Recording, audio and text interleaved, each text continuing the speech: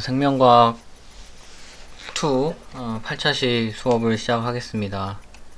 저번 시간에 우리가 세포막을 통한 물질의 출입 단원에 들어왔죠. 그래서 뭐 세포막의 구조를 간단히 봤었고, 그리고 뭐 세포막을 통한 물질의 이동에서 확산, 삼투, 능동수송, 뭐 이렇게 세포 내 섭취와 세포의 배출. 그래서 우리는 확산에 대해서 많이 했었다.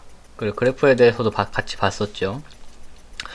단순 확산과 촉진 확산의 가장 큰 차이점은 뭐였다? 막단백질을 쓰냐 안 쓰냐의 차이였다. 그리고 속도, 이 막단백질을 쓰고 안 쓰고 차이에 의해서 속도가 달라졌다. 초기에 이제 농도차가 얼마 나지 않았을 때는 촉진 확산이 훨씬 빠르게 속도가 나타났다.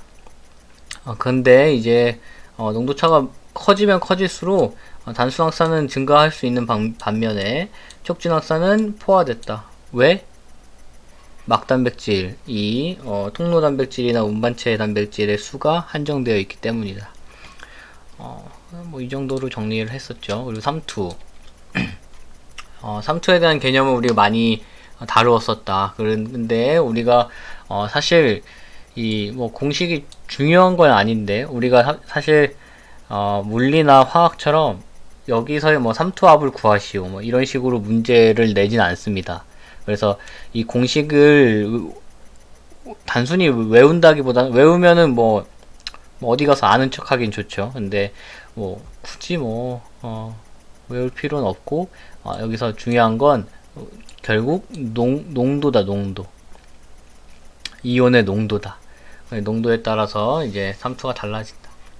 삼투압이라고 우리가 이제 삼투압, 팽압 이게 중요했었어요. 그래서 삼투압은 삼투에 의해서 물이 이동할 때의 벽에 가하는 힘, 그걸 이제 삼투압이라고 했고, 팽압은 물이 이동하니까 한정된 공간 안에 압력이 점점 강해지죠. 이건 밖으로 나가려는 압력이겠죠. 그래서 팽창하려는 압력에서 팽압 이렇게 표현을 했습니다. 이번 시간은 이제 21페이지 식물세포에서의 이제 삼투압, 팽압, 흡수력의 관계에 대한 이 자료예요. 이 자료를 가지고 문제가 많이 나옵니다. 그래서 이번 우리 시험을 보긴 보겠죠. 중간고사에서 아마 이 문제가 안 나올 수가 없을 거예요. 전 시간에도 잠깐 얘기했지만, 우리 생명과학 2는 서술형이 있습니다. 화학도 있고요. 지구과학도 있고요. 물리학만 서술형이 없을 거예요, 아마. 그래서 서술형의 내기도 좀 좋죠. 그 객관식 내기가 더 좋고요, 사실. 그래서 보면 여기서 우리 선생님이 1학년 때부터 얘기했던 거, 그래프 볼 때는 X축, Y축부터 본다. X축, 세포의 상대적 부피. 세포의 부피가 아니고 상대적인 부피예요. 그래서 상대적인 부피니까 이렇게 1.1 이렇게 표현하기가 쉽겠죠. 이게 상대적 부피라는 게 뭐 델타 값이야. 미안해. 하지마. 그냥 상대적인 값이구나 라고 알면 되고, Y축은 압력이다. 압력. 그래서 우리 삼투압, 팽압, 압력이죠. 그거에 대한 이제 값이겠구나 이렇게 예상을 합니다. 상대적 부피가 변화가 없을 때, 1.0일 때, 이때 보면 뭐 이렇게 되는구나.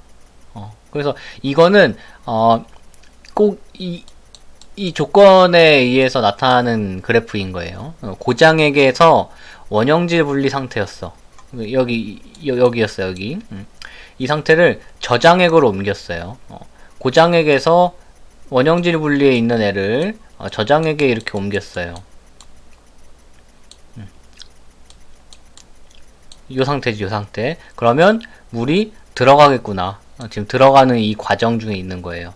저장액으로 옮긴 후에 세포에 이제 점점 물이 들어가니까 부피가 증가할 거다. 증가하니까 점점 상대적 부피가 이제 커지겠죠, 값이.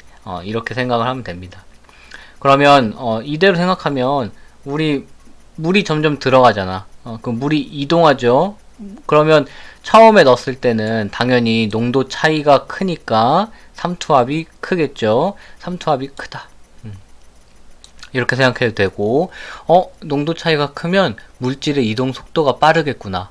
물질의 이동 속도가 빠르다는 얘기는 물이 더 세게 때리겠구나. 그 때리는 게 삼투압이었죠. 이렇게 생각해도 됩니다. 그래서 삼투압이 처음에 제일 크겠다.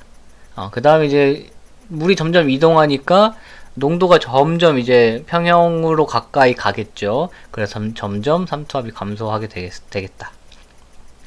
그러면 우리가 삼투압이 이제 낮아지는 이 과정 중에 물이 들어간다는 얘기니까 팽압은 팽창하려는, 물이 들어가서 팽창하려는 이 압력은 점점 증가하겠다. 그리고 삼투압은 감소하고 팽압은 증가한다. 포인트는 뭐 오른쪽에 써 있지만 여기서 흡수력에 대한 이야기가 있어요. 흡수력. 이 흡수력은 물의 흡수력이겠지, 당연히. 그럼 식물세포가 물을 흡수하려고 하는 그 힘은 결국 삼투압에서 팽압을 뺀 값이 흡수력이 될 겁니다. 삼투압이 뭐야? 삼투압이 순수하게 우리가 식물세포가 이렇게 지금 이 조건이에요. 이 조건. 고장액에 있던 애를 저장액에 놨을 때의 조건만 해당하는 거예요. 그럴 때 물이 안으로 들어가죠. 물이 안으로 들어가는 원동력은 삼투압.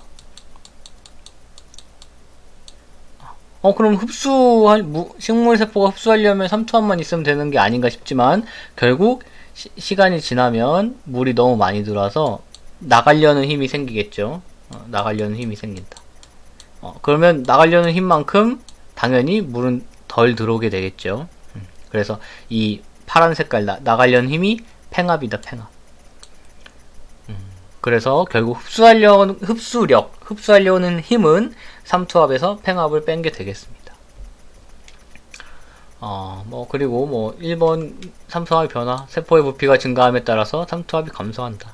설명했고, 상대적 부피가 1일 때, 삼투에 의해서 세포 안으로 물이 흡수되면서 세포의 부피가 증가해서, 세포가 원형질 분리에서 벗어난 상태이다. 이때 식물세포는 물이 조금이라도 빠져나가면 원형질 분리가 일어나기 때문에 이때를 써놨는데 왜 못 지었지? 한계 원형질 분리라고 한다. 한계 원형질 분리라고 한다. 그래서 요 지점 해가지고 이제 A 하면은 A가 뭐야? 이렇게 물어보겠죠. 객관식에서. 한계 원형질 분리다. 그리고 팽압의 변화. 상대적 부피가 1.0보다 커지게 되면 결국 1.0이라는 게 기본 그냥 평소 이제 다른 식물 세포와 비교했을 때 노멀한 상태라고 생각하면 됩니다. 그래서 1.0보다 커졌다는 얘기는 물이 더 들어와서 팽창했다는 얘기죠. 그래서 팽압이 발생한다. 이때부터. 그래서 부피가 증가한다. 상대적 부피가 1.3일 때, 이거는 뭐 사실 꼭 1.3이 아니어도 되겠죠. 그죠? 식물세포마다 다를 거 아니야? 여기서는 그냥 1.3이라고 대충 여기 얘기한 겁니다. 아마도 일단 읽어보면, 세포가 물을 최대로 흡수해서 세포의 부피가 최대로 증가한 팽윤 상태다. 팽윤 상태. 써야 되는데. 팽윤 상태다. 팽윤. 우리 삼투압 할 때 했었죠. 팽윤이란 단어. 그래서 팽윤 상태이다. 흡수력이 0이 된다. 흡수력이 0이 되는 지점은 위에서 보면 삼투압과 팽압이 같을 때의 지점이다. 그래서 이 팽윤 앞에 최대자를 붙이면 되겠습니다. 이렇게.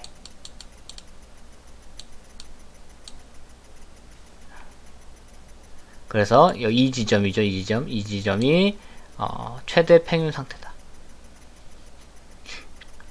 여기 1.3보다 조금 높을 거예요. 근데 여기에 숫자가 안 써 있어서 그랬던 거죠. 그러니까 이 지점도 이제 비해가지고 이 상태의 식물세포는 이 지점에서 어떤 상태? 뭐 이렇게 물어보겠죠.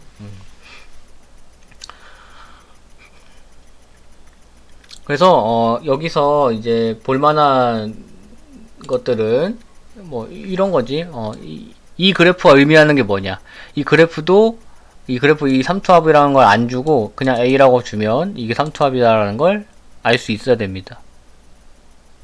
그리고 이 팽압도 그러겠죠. 흡수력도 그렇죠. 그래서 우리가 삼투압, 팽압, 흡수력, 그리고 한계 원형지 분리, 그리고 최대 팽윤. 요거 요렇게만 알면 사실 사실 틀리지 않을 거라고 생각합니다. 이 문제에 대해서는. 그렇게 해서 우리가 이렇게 하면 3투가 끝납니다. 3투. 이제 능동수송. 능동수송은 사실 우리가 배우지 않았었죠, 아마. 사실은 우리 작년에 생명과학 1에서 나트륨 칼륨 펌프, 흥분의 전도와 전달에서 나트륨 칼륨 펌프가 그게 능동수송입니다. 여기 나와요 또. 그러면 이 능동수송의 반대말은 뭘까? 반대말은 수동수송이다. 그럼 우리가 지금까지 배웠던 수송들이 있죠. 확산, 삼투. 걔네들은 수동수송이다. 이렇게 생각하면 됩니다. 생물이 애매한 것들이 많지만 굉장히 깔끔해요.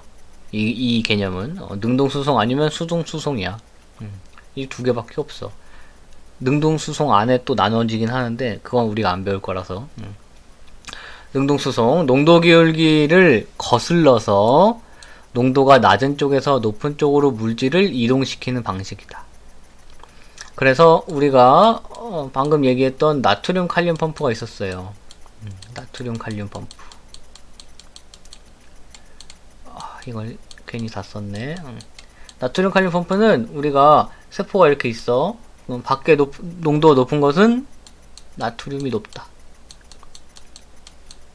안에는 칼륨이 높다.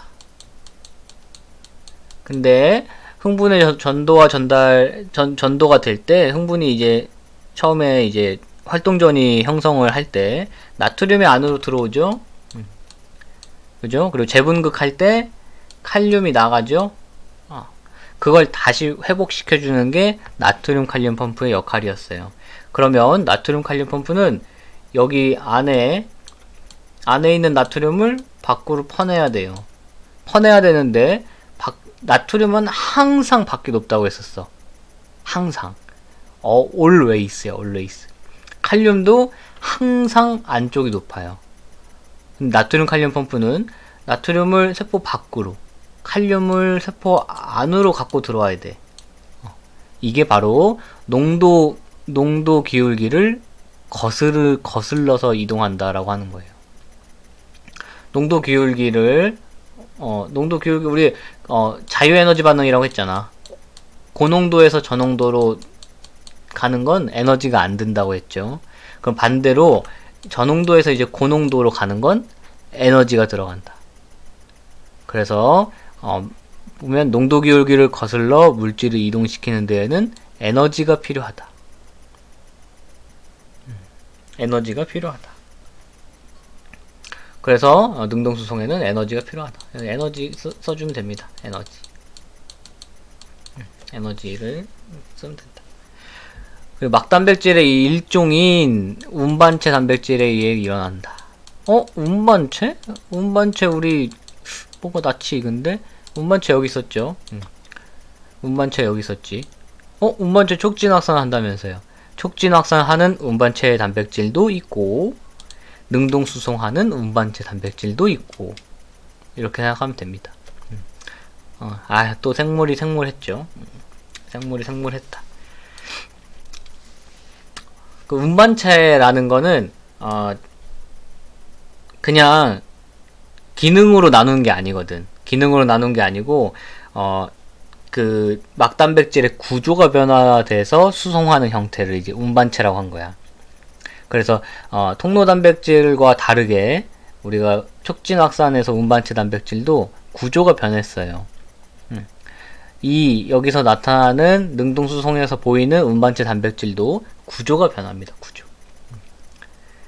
그래서 여기 우리 나트륨 칼륨 펌프 보면 세포 안쪽에서 나트륨을 받아서 밖으로 퍼내고, 세포 바깥쪽에서 칼륨을 받아서 안으로 버리고, 이렇게 농도 기울기에 역행해서 거슬러서 물질을 수송한다. 그때 ATP가 사용된다. ATP. 사실은 우리가 이 개념을 얘기를 했었는데, 옛날에 우리가 생명과학 1에서 ADP와 ATP에 대해서 할 때 우리 모두 어렵지 않았어요. ADP와 ATP 할 때 이걸 여기서 뭐 얘기하는 건 우리 시험에 직접적으로 나오진 않습니다. 이때 당연히 ADP에서 ATP 될 때는 인산이 들어가야겠죠. 들어가야 되고, 여긴 나와야 되고, 이 개념이었거든. 그래서 우리 그렇게 어렵지 않았어. 근데 사실은 이 ATP도 그렇고 ADP도 그렇고 에너지 낸다고 배웠잖아, 우리. 그럼 그 에너지가 어떻게 해서 나오는 거였지? 어떻게 해서 나오는 거였지? ATP라는 게 왜 ATP라고 했지? 인산이 3개 있다고 했어요. 인산이 3개. 어디에? 아데노신이라는 아데닌 유사체. 그러면 이 3개 있으면은 ATP고, 2개 있으면 ATP고, 하나 있으면 AMP고, 이렇게 한다고 했어요. 그럴 때, 여기가, 이 인산, 이게 인산이지? 인산? 인산과 인산이 결합되어 있는 이 결합 형태를 고에너지 인산결합이라고도 불러요. 고에너지 인산결합이라고 부른 이유가 당연히 고에너지를 함유하기 때문이다. 그래서 이 결합이 끊어지면서 에너지가 방출돼요. 반대로 이 결합이 형성되면서 에너지가 흡수됩니다. 그럼 결국 중요한 건 이 A가 중요한 게 아니라는 거예요. 아데노신, 우리가 선생님이 그때 얘기했죠. ATP가 아데닌 유사체라고 했잖아. 그러면 CTP도 있어요? 네. 그럼 GTP도 있어요? 네. TTP는요? TTP는 있어요. 그러면 UTP도 있어요? 네, 있어요. 다 있어요. 다 있는데 가장 많이 쓰는 게 ATP라고 했어요, 우리가. 그래서 중요한 건 앞에 나와 있는 요게 중요한 게 아니고 이 인산기가 중요한 거야. 이 얘기를 왜 하냐면 이 그림을 보다가 혹시나 이 인산만 남아 있는데 되는데요? 이렇게 생각할 수 있어요. 그래서 이 인산 결합 요게 이제 주로 이제 에너지를 발생하게 하는 겁니다. 사실 여담이었다. 우리가 녹화 강의를 하면은 딴소리를 생물학으로 하죠. 그래서 좀 싫지. 졸리고. 지금 한 18분 정도 19분 이렇게 됐는데 지금이 딱 졸릴 때인가? 기지개를 키세요. 기지개를 펼치라고 해야 되나? 모르겠다. 예. 우리가 그래도 5월 4일에 재량 휴업일이잖아. 그래요? 지금 그렇게 보지. 학사 일정을 꼭 확인을 하세요. 학교 홈페이지에 가면 있습니다. 만약에 없으면 얘기하세요. 그러면 학사 일정, 엑셀 파일이 있거든, 선생님이. 그래서 그걸 보내줄 수도 있습니다. 학사 일정을 보면, 원래 우리가 4월 30일인가? 4월 30일인가?가 원래 4월 30일이 뭐요? 4월 30일은 이제 부처님 오신 날이고 5월 1일이 이제 근로자의 날인데 학교는 안 쉬잖아. 학교는 안 쉬는데 원래 이때도 재량 휴업일이었고 그리고 5월 4일도 재량 휴업일이었는데 5월 1일은 아니고요. 그리고 이제 5월 4일은 예정대로 쉬는 것 같아요. 다행이죠. 그래서 5월 4일에는 맘 놓고 하루 종일 수업 안 듣고 공부를 할 수 있습니다. 이때 한 번에 우리가 전환점이 되지 않을까, 고3한테. 우리가 자기 공부 시간이 좀 많이 부족하죠. 이 출석하는 것 때문에 많이 힘들 거야.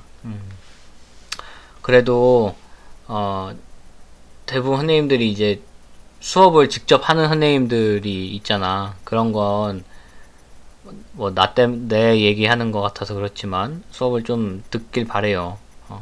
사실 나도 1학년, 2학년 수업을 직접 안 하잖아. EBS 틀어주고 말잖아.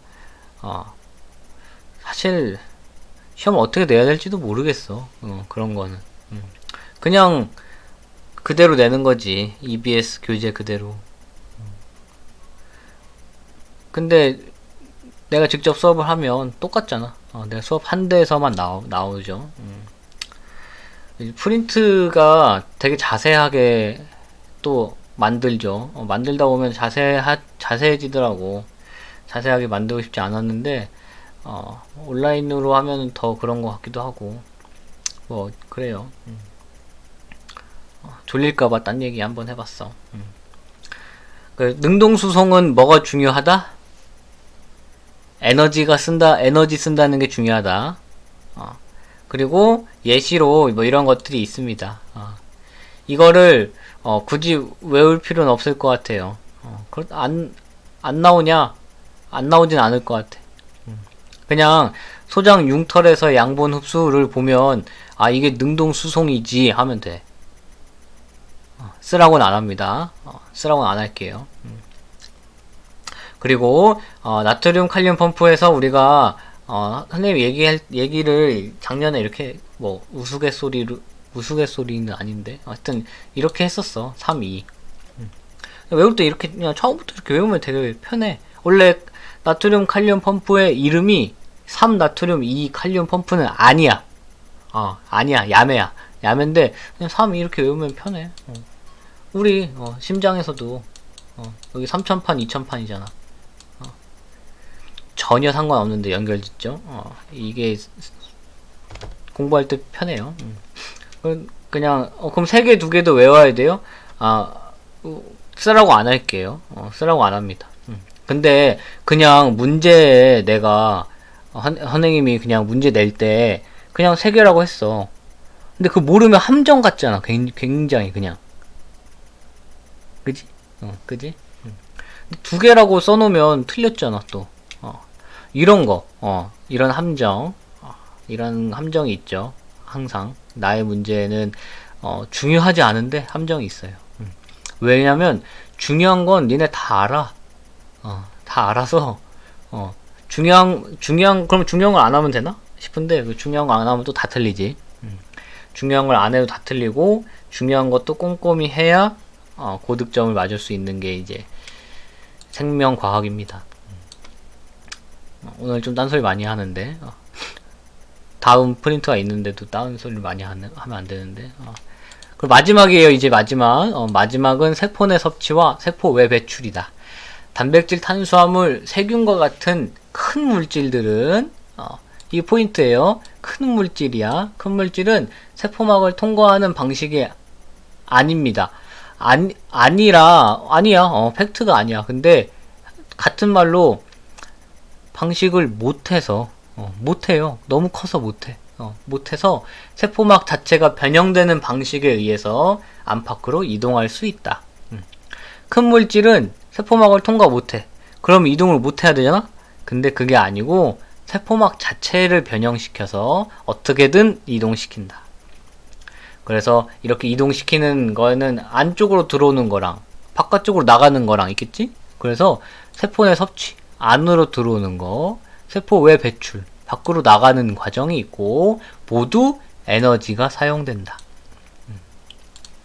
그래서 저번 시간에 선생님이 얘기할 때 이렇게 사실 나눴죠. 나눠서 얘기했었죠. 나눈 게 다 이러한 이유죠. 능동수송과 세포 내 섭취, 세포의 배출은 에너지가 쓰인다. 확산과 삼투는 에너지가 쓰이지 않는다. 이런 거. 그리고 이제 세포 내 섭취와 세포의 배출도 안에서 좀 나뉘어집니다. 세포 내 섭취는 세포 밖의 물질을 세포막으로 감싸서 소낙 만들어서 세포 안으로 끌어들이는 물질이 이동 방식이다. 그래서 종류가 또 나뉘어져요. 종류 왜 또 나누지 싶지만 어쩔 수 없었어. 식세포 작용과 음세포 작용이 있다. 식세포 작용은 우리 대부분 대시기로 배웠지. 우리 대시기. 대시기가 많이 합니다. 대시기가 이렇게 먹을 때 큰 거 먹을 때 이렇게 앙 하고 먹어요. 이렇게 앙 해가지고 똑 떼가지고 이렇게 이동시키는 거야. 이게 가능해요? 가능합니다. 이렇게. 그리고 음세포 작용은 똑같아요. 똑같은데 포인트는 여기는 고체고 여기는 액체입니다. 짜증나지? 짜증나요. 근데 생각보다 나는 헷갈리지 않았었어. 이게 식세포 작용도 세포 내 섭취고 음세포 작용도 세포 내 섭취구나 라는 걸 내가 알았었단 말이야. 내가 처음 공부할 때 대학교 1학년 때지. 1학년 때 그렇구나. 그러고서 이제 복습을 하는데 둘 다 섭취인데 뭐가 차이가 있는 거지? 이렇게 의문을 갖고 내가 직접 찾아봤어. 다 똑같이 써 있는데 고체 액체가 다른 거야. 그렇구나 하니까 바로 외워지더라고. 자기가 궁금하면 외워지는 것 같아요. 그래서 여긴 고체. 그냥 대식이 생각해서 이 고체. 딴 거는 이제 액체. 음세포 작용이다. 식세포 작용이다. 뭐 영어로 하면은 뭐 엔도시토시스. 그 얘는 뭐 피노시토시스 뭐 이렇게 영어로 외우는 게 사실은 조금 더 고체 액체 나눠서 이해할 땐 좀 편하긴 해요.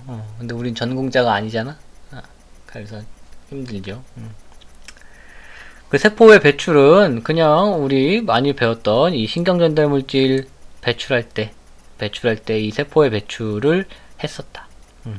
뭐 엑소시토시스 뭐 이렇게 얘기를 합니다. 그래서 세포 안에서 합성된 물질, 뭐 뉴런 축상 말단이면 신경전달 물질이겠죠. 그러면 여기 소낭해가지고 막이 융합되는 거야. 소낭막과 세포막이 융합돼서 구멍이 뽕 뚫리면 와 하고 나가겠죠. 확산되겠죠. 와 이렇게 확산되겠지. 이렇게 간단히 볼 수 있습니다. 이제 문제를 풀어봅시다. 지금 한 28분, 30분 정도 됐는데 문제를 풀어보세요. 네 문제니까 4분 줄게. 4분. 스페이스바를 눌러. 됐지? 1번 그림 가와 나는 각각 물질 A와 B의 세포막을 통한 이동 속도를 세포 안팎의 농도 차이에 따라 나타낸 것이다. A와 B의 이동 방식은 각각 단순 확산과 촉진 확산 중 하나이다.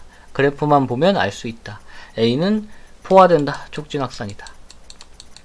B는 단순 확산이다. 기억 A의 이동에는 막단백질, 촉진 확산, 막단백질 맞다. 니은 촉진 확산과 단순 확산 둘 다 확산. A와 B는 모두 세포 밖에서 안으로 이동한다. 이건 확산이랑 상관없구나. X축을 봐야 되는구나.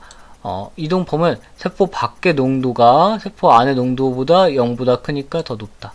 그럼 밖의 농도 높으니까 고농도에서 저농도로 안으로 들어오겠다. 맞구나. 디귿 세포막을 통한 O2의 이동 방식은 B의 이동 방식과 같다. O2는 작고 작다. 그리고 뭐 극성이 없죠. 그래서 단순 확산한다. 그래서 5번이 답이 되겠다. 2번 그림은 고장액에 있던 오늘 처음에 봤던 그 그래프네. 고장액에 있던 어떤 식물 세포를 저장액에 넣었을 때 세포의 부피에 따른 삼투압과 흡수력을 나타낸 것이다. A와 B는 각각 삼투압과 흡수력 중 하나이다. 근데 아까 얘기했죠. 이렇게 가려놔도 알 수 있어야 된다. 처음에 가장 높다가 점점 떨어지는 것 삼투압이다. 그러니까 이걸 어떻게 알아요? 그냥 그래프 개형을 외워야 돼. 어쩔 수가 없어. 이걸 보고 식물세포에서 이게 흡수력이 삼투압, 흡수력이 삼투압보다는 높아질 수가 절대 없죠. 우리 아까 했었잖아. 흡수력은 뭐라고? 흡수력은 삼투압에서 팽합 뺀 거다. 팽합은 마이너스 값이 절대 있을 수가 없어요. 팽합은 팽창하려는 거잖아. 팽창에 마이너스가 어딨어? 그건 흡수지. 그지?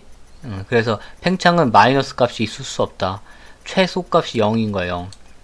그러면 흡수력은 절대 삼투압보다 높아질 수 없다. 그래서 삼투압이 위에 있다. 이렇게 해석을 하면 정말 똑똑한 학생입니다. 정말 똑똑한 학생이에요. 근데 나는 그냥 개형을 외워서 푼다. 난 똑똑하지가 않지?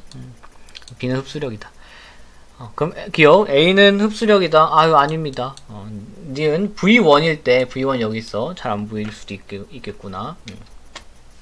V1일 때 삼투압은 팽합보다 크다. 삼투압은 팽합보다 크다. 우리 1.0 지점부터 팽합이 이렇게 해가지고 이렇게 돼 있죠.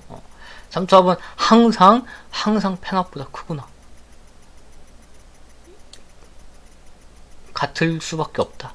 최대로 커봤자 팽합 끝까지 게 커져봤자 삼투압이랑 같아질 수밖에 없다. 그래서 삼투압은 팽합보다 크다. V1이 아니어도 항상. 지금 V2일 때 세포막을 통한 물의 유입량과 유출량은 같다. 우리가 이게 평형 상태라고 보면 되겠죠. 더 이상 세포가 더 이상 커지지 않는 거야. 그럼 물이 안 들어오는 게 아니야. 들어오는 만큼 팽합과 삼투압이 같기 때문에 나가려는 물의 양과 들어오려는 물의 양이 같을 때다. 그래서 니은 디귿 5번이 답이 되겠다. 3번 표가는 세포막을 통한 물질의 이동 방식 A에서 C에서 특징 기역에서 디귿의 유무를 나는 기역에서 디귿을 순서 없이 나타낸 것이다. A에서 C는 각각 단촉 능 중 하나이다. 이런 보면은 그냥 써보면 돼. 특징 보고 일단 써보면 되죠. ATP 사용하는 건 능동수송만이다. 막단백질 이용하는 건 능동수송이랑 촉진확산이다. 고농도에서 저농도로 물질 이동하는 건 확산이다. 그냥 쓰지 단촉이다. 그러면 특징 중에 하나만 동그라미인 게 얘는 얘. 그럼 얘가 기억이네. 그럼 얘 동그라미인 게 얘가 능동수송이다. 그 능동수송에 또 동그라미 있는 거 있죠. 여기 이게 니은이구나. 막단백질이랑 같이 동그라미 있는 게 A가 촉진 확산이다. 그럼 C는 단순 확산이고 디귿은 고농도에서 저농도로 물질이 이동한다. 이것이다. 기억 A는 단순 확산이다. 아니다. 촉진 확산이다. 니은는 막단백질을 이용한다. 이다. 맞다. 디귿 나트륨 칼륨 펌프를 통한 이온의 이동 방식은 C에 해당한다. C는 단순 확산이죠. 나트륨 칼륨 펌프는 능동수송이다. 그래서 2번이 답이 됩니다. 어렵지 않지? 4번 그림 가에서 다는 세포막을 통한 물질의 수송 방식을 나타낸 것이다.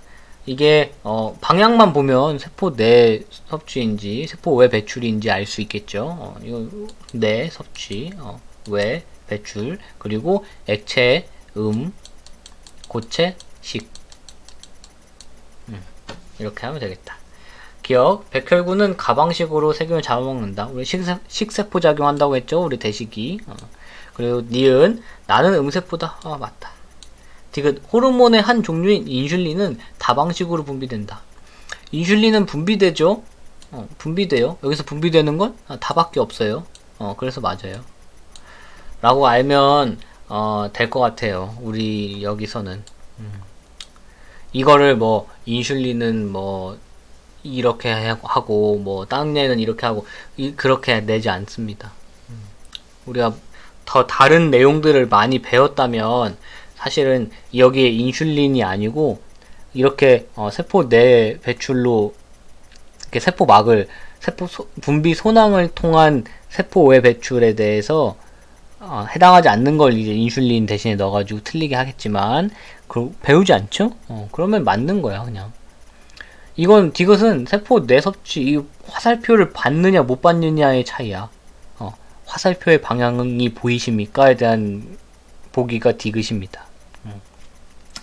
그래서 어쨌든 이렇게 4개를 잘 풀어봤습니다. 이렇게 하면은 세 번째 단원이 사실 끝나요. 우리 중단원이 끝났어. 이번 중단원은 좀 이지하지. 좀 괜찮죠. 그리고 지금까지 배웠던 내용도 그렇게 어렵지 않죠. 어려운 내용이 있으면 말을 해주세요. 그리고 우리 중간고사 범위는 아마도 광합성까지 될 것 같아요. 우리 광합성과 세포호흡이 있잖아. 근데 진도는 세포호흡 넘겨서라도 어떻게든 빨리 나갈 겁니다. 예전에 한번 얘기한 적 있죠. 고3은 1학기 때 최대한 진도를 많이 빼서 2학기 기말고사 때 낼 수 있도록 하거나, 아니면 나중에 이제 니네 원서 쓰고 올해는 사실 올해는 어떻게 될지 모르겠어. 근데 원서 쓰고 이럴 때 수업을 안 해요. 2학기 때 수업 안 하고 국영수를 해야 됩니다. 국영수. 최저 맞춰야 되죠. 국영수를 해야 됩니다. 그리고 그래. 그래서 2학기 때는 그런 것들 때문에 뭐 자소서도 써야 되고, 그러니까 좀 바쁜 게 많아서 수업을 되도록이면 안 합니다, 선생님이. 근데 시험은 또 봐야 돼. 그래서 진도를 많이 나가야 됩니다. 그래서 이 다음 단원이 이제 효소인데요. 한 단원 이제 끝나는데 또 다음 단원을 나가나 싶지만, 효소 이 단원도 되게 가벼워.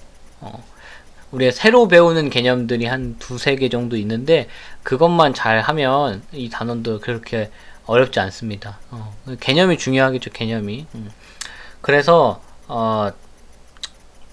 그리고 여기서 아마, 예전에 그 생투에서 원래 있었던 게 있었는데, 뭐 효소에 대한 모형 뭐 이런 거 있었는데, 그건 뭐 삭제된 것 같아요. 또 교육과정이 바뀌어서.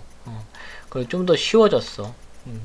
좀 더 쉬워져서 금방 끝낼 수 있는데, 다음 시간에 이제 우리가 50분이잖아. 수업이 50분이잖아. 그러면 한 30분 정도 하고, 나머지 한 20분을 그냥 시간을 주고, 그 시간 안에 과제에서 4개 뭐 이렇게 해보려고 합니다. 우리 저번에 보면 그렇잖아. 솔직히 이게 얘기해주지 말라고 해도 얘기해주죠. 사실 너무 많이 냈어. 나 이렇게까지 많이 낼 줄 몰랐어, 과제를. 과제가 뭐 평가에 들어가지도 않고 출석에 들어가지도 않는다고 해서 많이 안 낼 줄 알았는데, 왜냐면 사실 진짜 안 듣고 있잖아. 수업을 잘 안 듣고 있죠. 그래서 뭐 기대 안 했는데 많이 냈더라고. 서로 알려준 것이 아닌가 싶어서 요번에는 나름 실시간으로 20분 내에 제출하시오. 이러면 알려줘도 못하겠지. 아주 악독하죠. 어떻게든 수업을 듣게 하려고 하는 것도 있고, 그건 내 취향 아니잖아, 사실. 어떻게든 수업 듣게 하려고 하는 건 내 취향 아니지. 그게 아니고, 어떻게든 수업을 듣는 사람 혜택을 주고 싶어서 그러는 거예요. 그래서 안 듣는 사람 뭐라고 많이 안 하잖아. 나는 안 듣는 사람 많이 뭐라고 안 하고, 듣는 사람한테 혜택을 더 줘야지. 난 그게 더 맞다고 생각해요. 세상 사는 데 있어서. 뭐 다 지 선택이니까. 어쨌든 효소, 이 단어를 시작한 이유는 한 5분만 할게요. 이제 아까 문제 푸는 시간이 있었어. 그래서 이 효소, 이거는 우리 했던 거라 그래. 했던 거라서 합니다. 효소의 작용을 활성화 에너지와 기질의 특이성을 중심으로 이해하고, 나머지 이제 온도와 pH가 효소 작용에 영향을 미칠 수 있음을 실험을 통해 설명할 수 있다. 그럼 실험이 나오겠구나. 작용에 영향을 미치는 요인들이 나오겠구나. 그럼 효소에 대해서 대부분 개론이 나오겠구나. 효소 어디서 배웠지? 1학년 통합과학 때 배웠구나. 그 내용이 바로 나와서 똑같이 나와서 짧게 하려고 합니다. 효소의 작용. 효소는 활성화 에너지를 낮춰주는 작용을 한다. 다시 기억을 더듬어야 돼요. 활성화 에너지를 낮춰줘서 화학 반응이 쉽게 일어나도록 한다. 그래서 활성화 에너지와 효소. 활성화 에너지는 화학 반응이 일어나는데 필요한 최소한의 에너지를 얘기합니다. 그래서 이런 거 이제 장벽이라고 얘기 많이 했죠, 우리. 그래서 우리 통합과학 그림 보면 엄청 귀여워. 여기서 산이야. 여기 산이 있어가지고 돌을 막 굴려. 돌을 굴리는데 여기 효소가 없을 때 돌 굴리기가 어려워. 왼쪽에 있는 그래프는. 근데 오른쪽에 있는 그래프는 산이 낮아졌어. 그래서 돌 굴리기가 편해. 지금 생각하면 귀엽죠. 1학년 땐 그것도 어려웠죠. 그래서 활성화 에너지가 높으면 반응이 일어나기 어렵고, 산이 높으면, 그리고 활성화 에너지가 낮으면 반응이 쉽게 일어날 수 있다. 그러면 이 효소를 우리가 뭐라고 했을까? 효소는 활성화 에너지를 낮춘다. 반응을 촉진시킨다. 반응을 촉진시켜주는 애를 촉매라고 해요, 촉매. 근데 효소는 촉매라고 안 하고 생체 촉매라고 해. 우리 몸에서만 일어나는 거야. 우리 몸에만 있어요. 미안해. 계속 지금 효소에 빠져가지고 생체 촉매라고 한다. 효소의 같은 말이다. 그래서 효소가 있을 때 활성화 에너지가 작기 때문에 반응의 속도가 훨씬 빨라진다. 그 효소는 요게 이제 선생님이 좋아하는 포인트죠. 반응의 평형에는 영향을 주지 않는다. 이 효소가 없을 때나 있을 때나 반응물과 생성물의 에너지는 바뀌지 않는다. 효소의 작용 원리와 특성이 있어요. 효소의 작용 원리, 효소와 결합하는 특정 반응물을 기질이라고 한다. 기질. 영어로 이제 substance, 물질에서 S라고 합니다. 효소는 영어로 엔자임이라고 해요. 엔자임. 우리 엔자임 정도는 뭐 영어 단어 안 해오나? 효소와 결합하는 특정 반응물을 말한다. 기질이 결합하는 효소의 특정 부위를 활성 부위라고 합니다. 활성 부위라고 한다. 기질 결합 부위라고 하시지 않았어요? 기질 결합하는 부위니까 기질 결합 부위를 했던 거예요. 거기를 이제 활성 부위라고 합니다. 활성 부위. 그리고 니을 보면 효소의 재사용. 반응이 끝나고 생성물과 분리된 효소는 다시 재활용, 재사용이 가능하다. 이것도 통합과학 때 했던 거예요. 그리고 효소의 기질 특이성. 한 종류의 효소는 한 종류의 기질에만 작용한다. 그 얘기는 한 종류의 효소는 한 종류의 기질과만 결합할 수 있다. 똑같은 말이죠. 그래서 우리가 효소가 반응할 때 요게 있어요. 요거 효소를 E라고 하자. 엔자임 기질하고 결합한다. 결합한다라고 해서 그러면 결합하면 복합체를 형성해요. 그게 이제 효소 기질 복합체. 복합체. 그러면 효소하고 기질하고 반응을 하겠죠. 딱 하겠지. 이 S가 이제 기질이면서 반응물이 되는 거예요. 그러면 다시 효소는 재사용이 가능한 형태로 나오고 생성물이 나온다. 생성물은 뭐 프로덕트 뭐 이렇게 쓰기도 하는데 뭐 중요하지 않습니다. 그래서 우리가 이렇게 효소의 이제 특성들을 잘 알아야겠다. 그래서 효소의 특성 중에 중요한 걸 선생님이 밑줄 쳐놓은 거예요. 1번 활성화 에너지를 낮춰서 반응을 촉진시킨다. 2번 반응의 평형에는 영향을 주지 않는다. 3번 효소는 재사용이 가능하다. 4번 효소는 기질 특이성이 있다. 특정 효소는 특정 기질과만 결합한다. 이렇게 네 가지의 특징이 중요합니다. 지금까지 고생이 많았고 다음 시간에는 효소의 구성과 종류부터 수업을 하겠습니다. 고생 많았고 약속대로 45분 전에 끝내겠습니다.